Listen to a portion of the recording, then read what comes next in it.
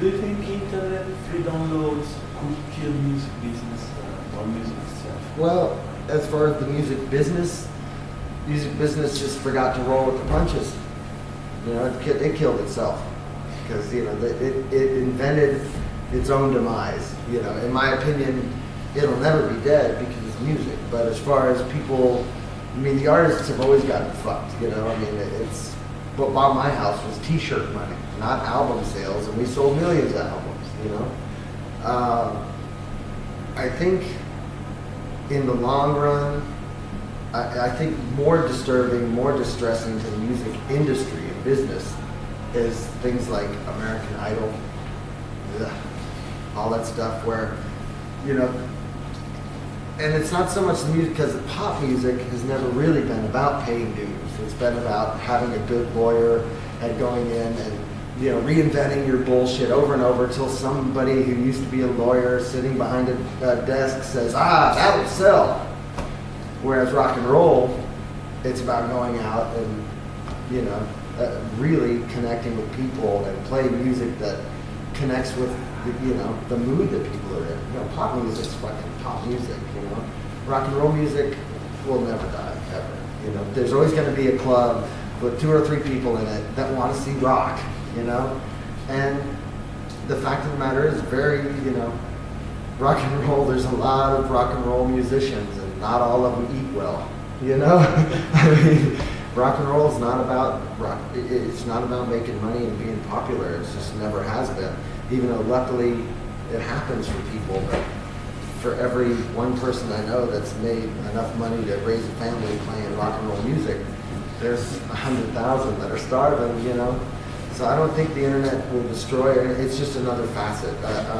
And as far as the downloading, when we play shows, 2/3 of the audience have a fucking phone up in the air, or they've got a camera on their face. It's, you know, I mean, I see more people filming at our shows than I do like at Disneyland. You know what I mean?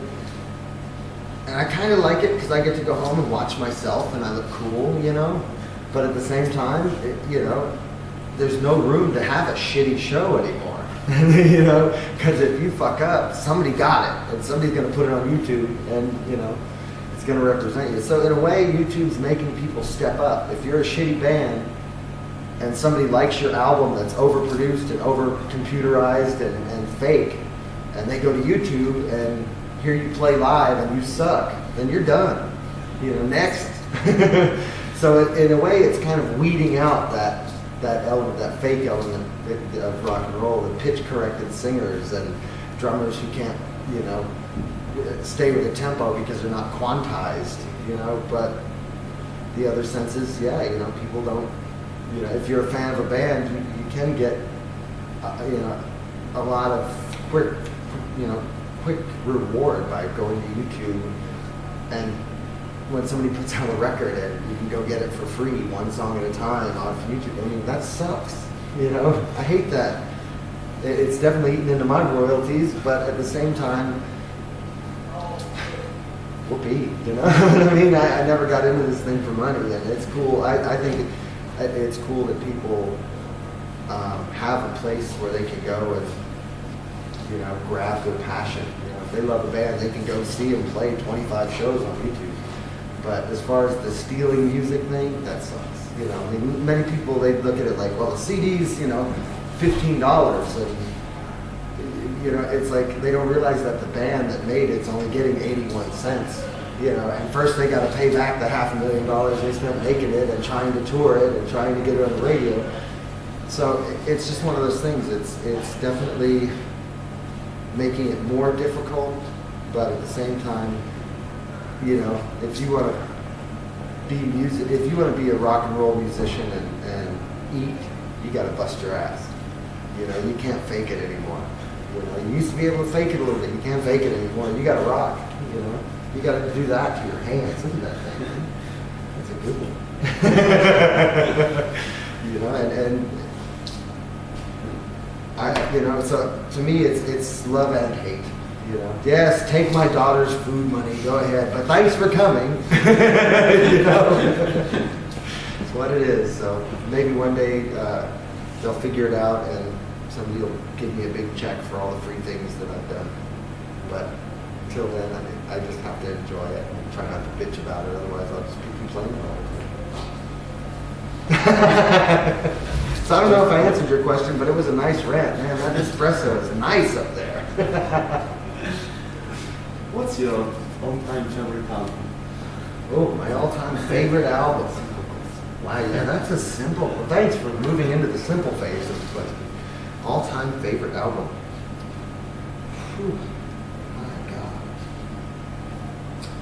God.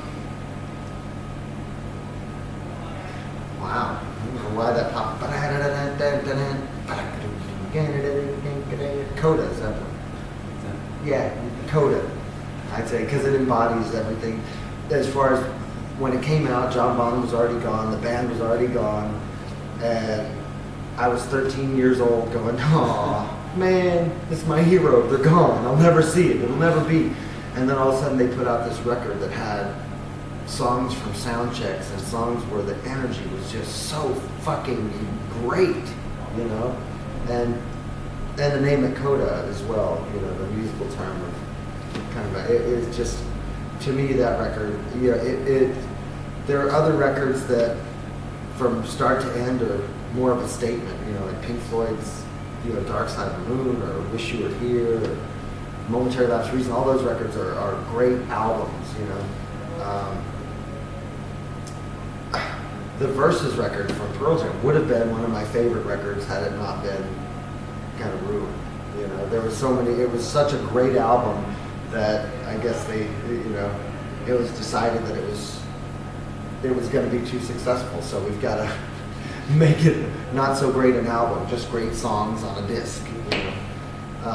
But as far as great albums and the impact they had on me and how they replaced that Zeppelin record, Coda, was the best album for me, because it gave me more of what I wanted and thought I'd never get, and it really kind of, to me, showed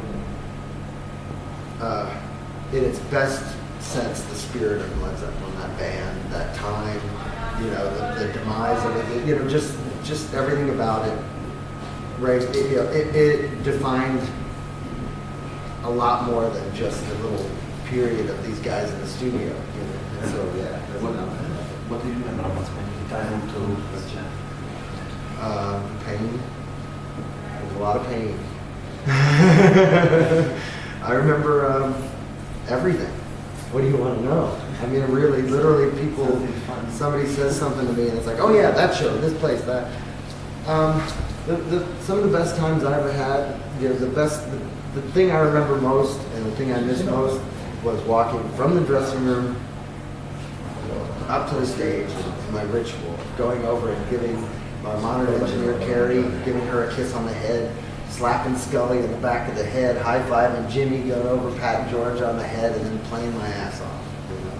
And that, and every time I look out and see somebody going like this, you know, I love that shit. Yeah. And hoping that Eddie didn't kill himself. Because it was, you know, he's hanging from the ceiling, and I'm thinking, oh crap, if he falls, man, this is gonna suck. We owe somebody some money.